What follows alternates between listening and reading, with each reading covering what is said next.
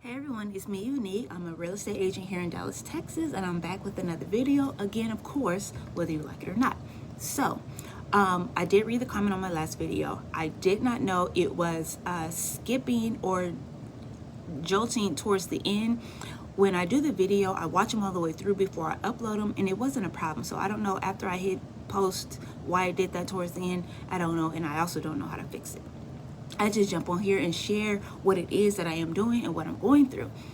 What I do want to say now is I am a landlord that does not just pay ill regard to the neighbors in a community that's actually been there for a while. This home is in a seasoned community. Everyone there, neighbors and all, have been there at least 15 years plus. So everybody knows everybody. It's a quiet neighborhood. They live there, and I have to pay respect to that because I've never lived there. I only bought the house there. I've never lived there, so I don't know how the neighborhood meshes. But I am not going to be or I'm not going to show ill regard to them and show respect to them as I'm bringing a tenant into the neighborhood. Do I have to pay that respect? You mean I don't? Do I have to keep them in mind? No, I don't. But I am.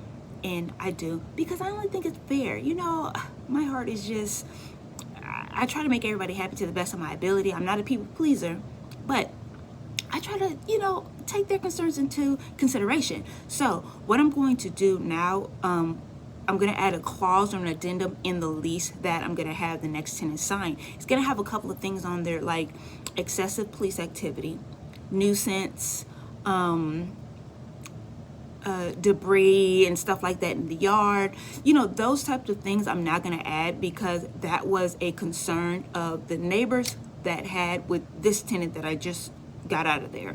So I'm going to bring that to the next tenant attention. I'm going to have that in the lease as possible things that can end your tenancy if these things are disrupted. And of course, it's always going to be on my discretion, but I want them to be made aware that these are things that are particular to this community because it is a quiet community, it is a tight-knit community, and there's more seasoned people here.